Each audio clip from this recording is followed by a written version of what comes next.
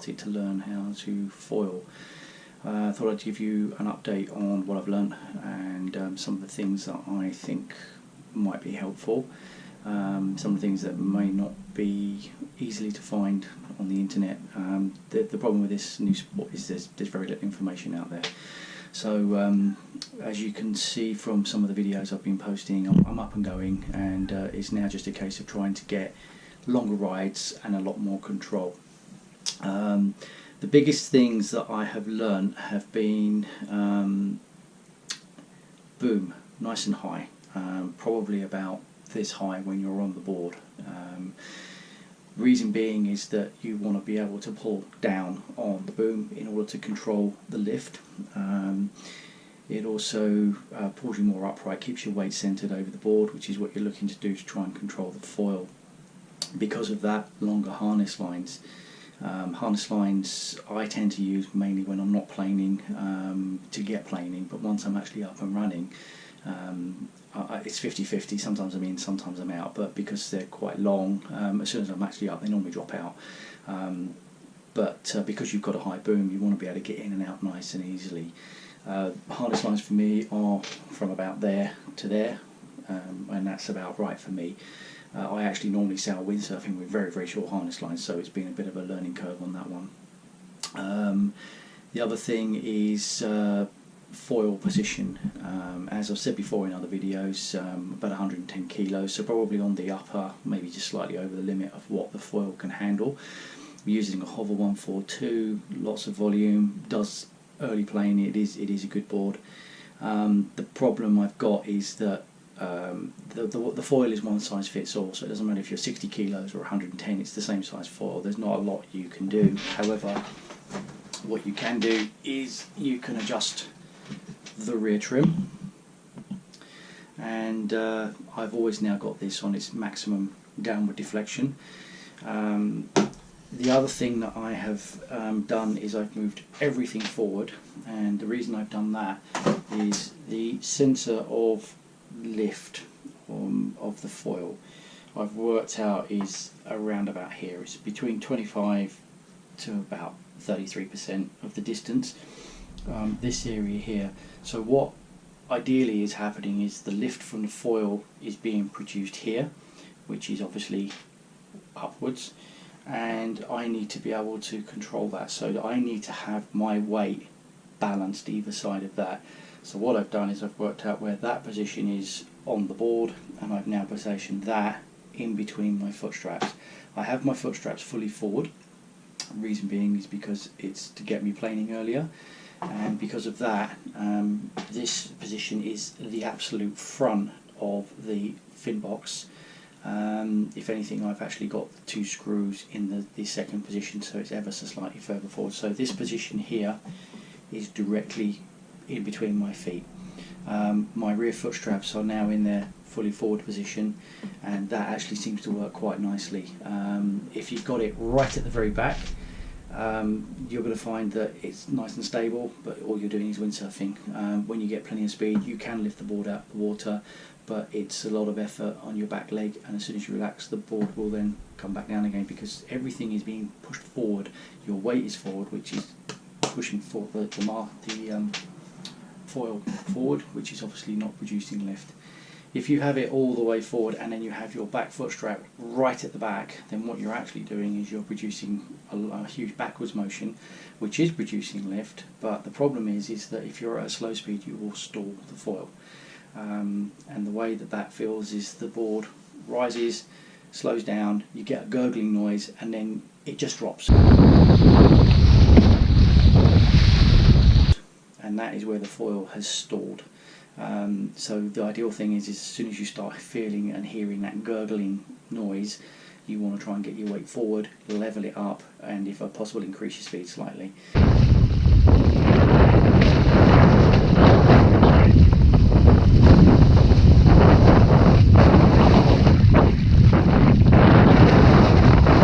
Another issue I've been having is that I've been watching people foil, and they all seem to be about I don't know, a foot and a half, maybe a little bit more out of the water when they're foiling. And I've watched people that have filmed myself, or I've even had photographs, and I'm very rarely above 12 inches out of the water. So I've been trying to get a lot higher out of the water. The problem I've had is that I then just lose control. I end up normally getting a wiggle on, and then normally what happens is the board itself will actually screw up into wind, and then it will stall and it will kick me off.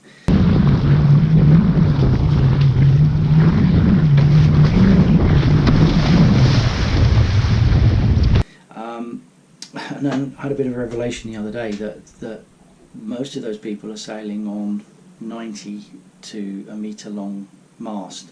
I'm only on a 70. So what I've seemed to have figured out is that the mast itself is also a fin. It's a giant fin that is giving you directional stability in forward.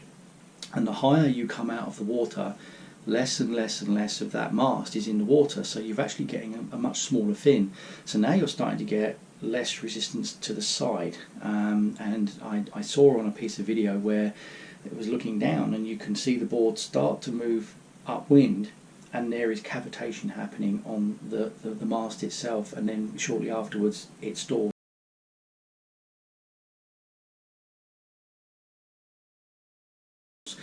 So what I've now realised is that actually riding high is good, but the lower you ride, the more stable you are, and I always seem to be a lot more stable when I'm a lot lower to the water.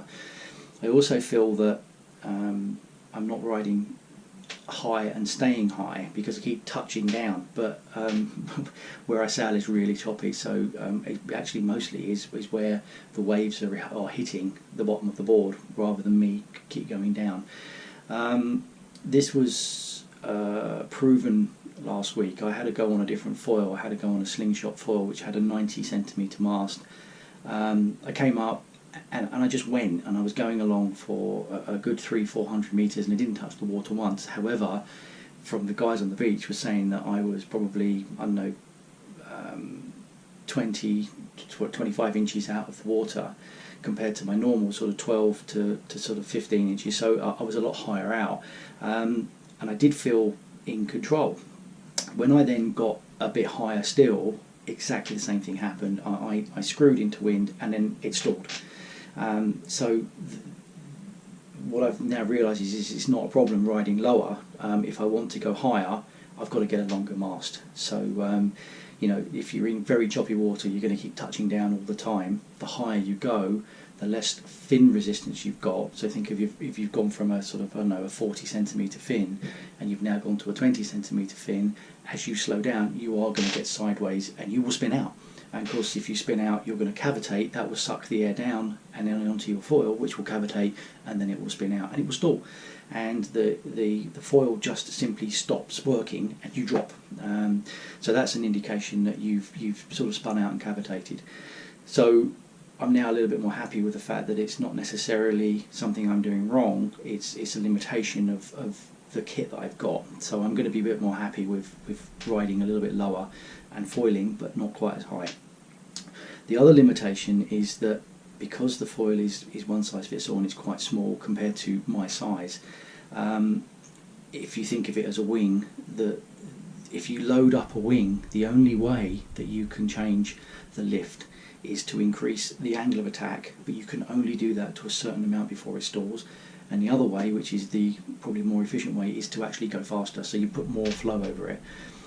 Which is why I've looked back and thinking, well, why am I going so fast compared to other people that are foiling? Well, because I have to.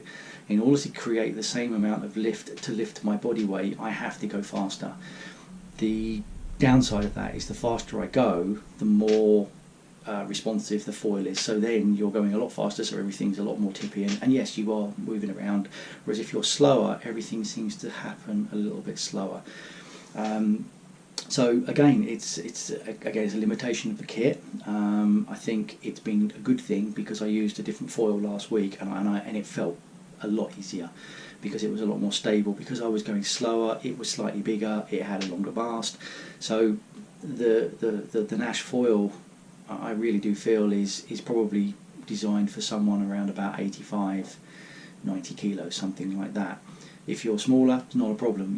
You just go slower, and you know, that's the thing. But if you're bigger, you do need to go faster, and that is a limitation of the kit, not necessarily for me. But because there's very little information out there, I've been having to try and figure this one out for myself. I think the thing I'm going to try is I'm going to get access, hopefully within the next couple of weeks, to a Naish bigger foil, the Surf XL, which is about 20% bigger in surface area, and it'd be interesting to see if that gets me up slower, which means I'll have a little bit more control and I won't be having to go quite as fast, which means I won't be then getting out of control quicker.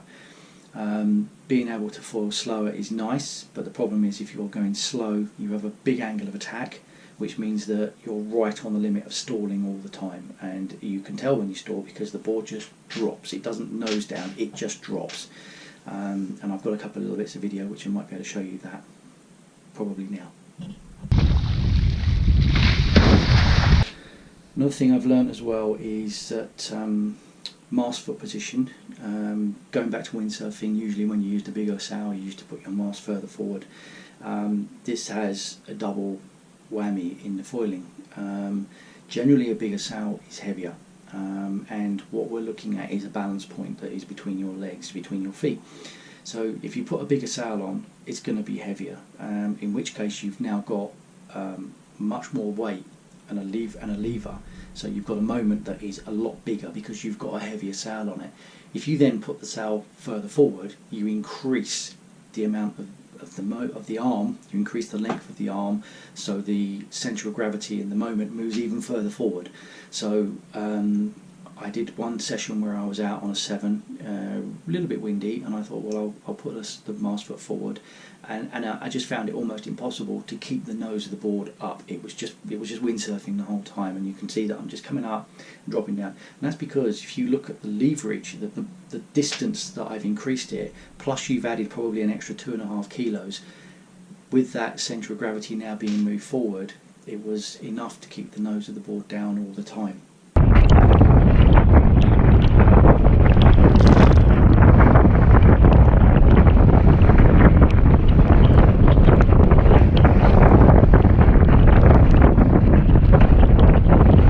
So something to think about as you're changing your sails, that as you go smaller and generally lighter, that may well be, and also if it's smaller you're probably in a bit more wind, so that actually is probably slightly opposite, that you probably then need to move your mast foot slightly forward because you can put a little bit more downward pressure on by sheeting in, because you're also on a lighter sail. It's not going to affect that moment. And the opposite is if you're on a bigger sail, that you may want to just move that mast foot back an inch just to counteract that extra weight. The other thing you need to do then is, if you don't do that, is to concentrate on then where your pressure is going to be. So if you've got everything forward, you're going to end up having to put a lot more pressure on your back foot in order for that to work, to get you up and running. Possibly a little bit safer, because obviously if you start to get into trouble and you relax, then the nose will just go down and it won't but it can obviously nosedive. So something to think about as you change your sail sizes with that weight. I found that my favourite size of sail is a 5 metre. It's nice and light. Because it's light, I can move it around a lot more. As I said, I tend not to hook in when I'm sailing. I can move it around quite nicely, and it's very light as well. It's nice to uphaul. Then the next size up for me is my 5/8, and I was having problems with the 5/8 because it's a little bit heavier. But once I was actually going quite well, I was getting overpowered incredibly quickly on it. So what I've done is, it's an old sail, so it didn't really matter too much. But I've actually chopped one of the battens, the one that's just above the boom, and I've now made the sail more of a soft batten by the mast. It actually works really well. Really easy to pump. When you pump, it bows out, gives you lots and lots of pull. But also once I'm actually up and foiling, as soon as I sheet out, all that bend goes, and it actually does depower quite well. So for the price of 10 quid for a batten that I cut the end off it, I've actually now made my sail a little bit more foil friendly. And because it's quite a powerful sail anyway. It's got very, very stiff battens in it. It's very springy, so you can actually feel when you pump it's springing and it's giving you that power. Unfortunately got no video of it, but I've got a bit of video to show you the actual setup of the sail. Okay, so what you can see is I've cut the batten to here, and what that's giving now is you can see it bows out really well when you're pumping, but it's also really springy. So when you pump, you've got that spring back, which is giving you a little bit more power. As you can see, nice and bowed sail. I've just loosened off this batten as well, just to give a little bit more. However, when you then get upper planing, the sail then flattens off quite nicely and dumps some of that power. This is actually a very powerful sail, but once it's upper planing, it's too powerful. So yeah, that's one little technique I've done. 10-pound batten. That's made the sail change a little bit. Harness lines very, very long compared to what I normally do. As you can see, they are elbow length to there. Normally I'm probably about that long when I windsurf, so big difference. High boom, almost to the cutout actually once I'm actually sailing, just because it allows you to pull down on the sail when you're actually up and running. So that's the thing on the sails. High mast, high boom, long harness lines. Yeah, just be aware of where your weight of your different size sails is sitting on that mast track. It is actually quite delicate, the balance that you're trying to do. Position your centre of pressure, centre of lift on your foil underneath your feet, like between your feet. Adjust your foot straps as you need to do. This is just for me setting up as a beginner and getting myself up and running, and that seems to be working quite nicely now. The nice thing about the Naish is that you can actually move the foil around, whereas obviously other ones, they've got the tuttle box, it goes in, you have to move your straps, and that's obviously a little bit more difficult. If you're not riding high, okay, it's not too much of a problem. It means you're touching down, but you are foiling. I think I'm now limited with the length of the foil that I've got. Seem to do better, feel like I'm not touching down as much when the water's flat. It's not because the water's flat, it's because I'm better in flat water. It's because the waves aren't coming up to meet me. So the choppier it is, the more I tend to touch down. Not necessarily because I'm foiling up and down, I'm foiling and everything's doing that. So that's another one to look at. What was the other thing? Yes, also we sail in an area where the tide goes out a long way, and we do actually have a channel that we can sail in. It's a long walk. Never been a problem before, but now you stick a 4 or 5 kilo foil on the bottom of your board, it is almost impossible to do it. So I've come up with a way of doing that. It involves using your uphaul. You should always have an uphaul on your board. Take your screwdriver, put it down the front of your wetsuit in a plastic bag or whatever. Your screw fittings you can either put into your screw and take it out, or like I do, in a little bag with your screwdriver down the front of your wetsuit. Walk out as normal, board through the boom, carry it under your arm, walk out to the water's edge, and then you can stick on your foil, and then you can go foiling. And if the tide's still out, do the opposite, walk back in. So that's another thing. I'll show you how I do that as well. That's actually been quite useful for us as to where we sail. Okay, so as you can see, you can always have an uphaul with you. So what I tend to do is the non-stretchy end, just put that around the mast and the base plate, and what I should do is like so, and then using the elasticated foil wing, and as you can see now, you've got a strap which you can use to put on your back, and then you can carry your board as you normally would. When you get to where you're going, take your screwdriver out of your wetsuit, put it on your board as normal. So yeah, it means that you can walk further with your foil, and maybe find some water that's not normally there, or slightly flatter than normal.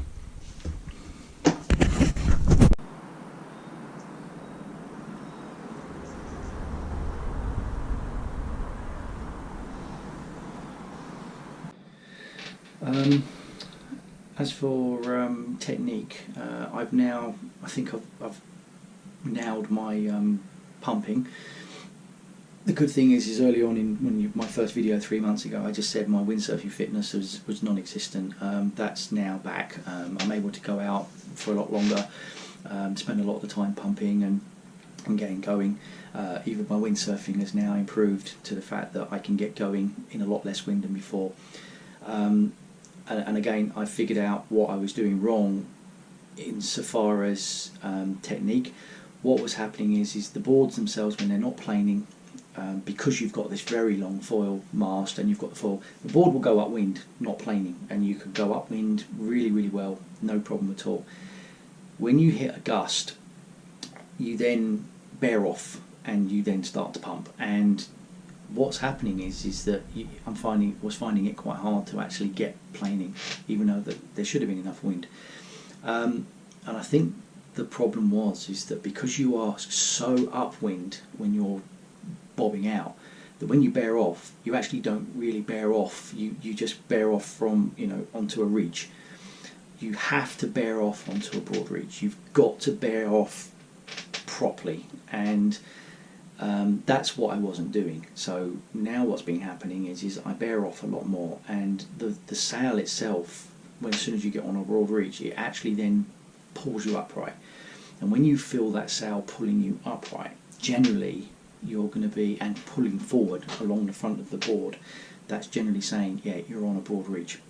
And of course then the sail is open to the wind.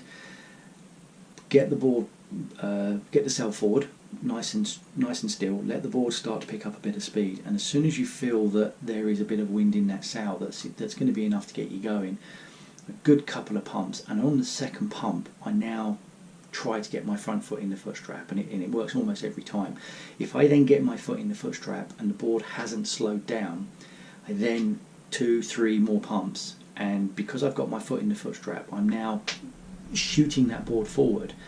And also, because you're along the axis of the board, as you lean back, you're also pumping the foil, and the board actually starts to pick up a bit of speed and also starts to come out of the water quite quickly.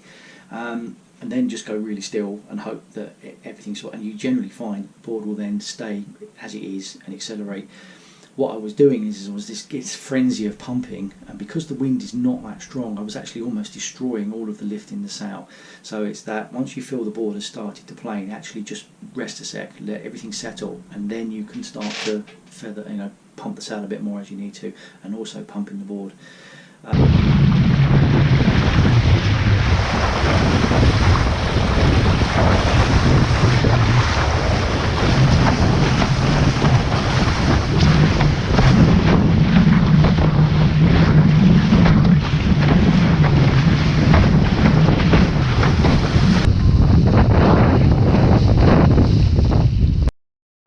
Unfortunately, we've had just awful wind, and it just seems to be that you're limited by the amount of the gust. So there's not been any huge rides. I'm probably looking at about 30 to 40 seconds per run before the wind drops to almost nothing.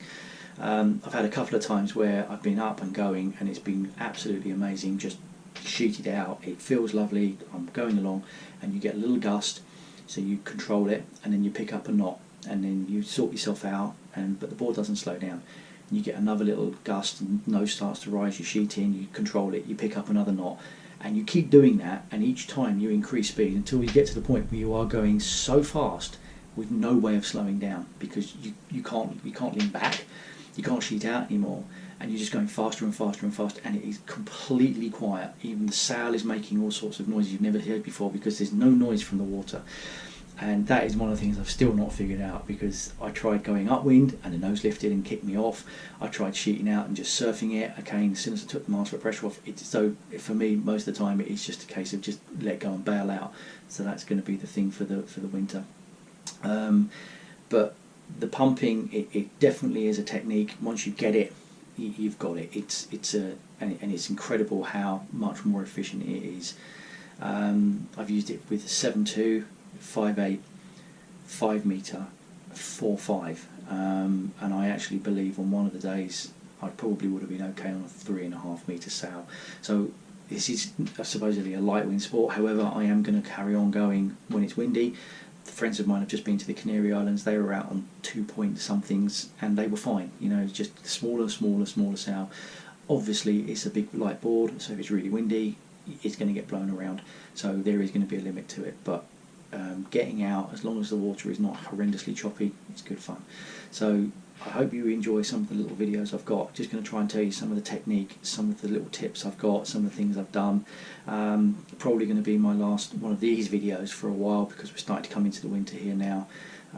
What I will do is, if I have a particularly good run, I might post it up there. But if you've got any questions at all, comments, subscribe if you can, like the video, and like I said, if any comments, if you've got any questions, I'll do my best. I don't know of just what I've figured out, but I've purposely done this as a newbie who doesn't know anything about foiling, as a normal person. I'm not a pro, I've just been trying to learn this. The other good thing about it as well is that I'm now 2.5 kilos lighter, so it's got me out on the water, and I just think of every 2 hours I go out on the water, it's 2 hours you don't have to do in the gym. So I'm hoping that I'll be seeing a few more of you out there next year, and happy days.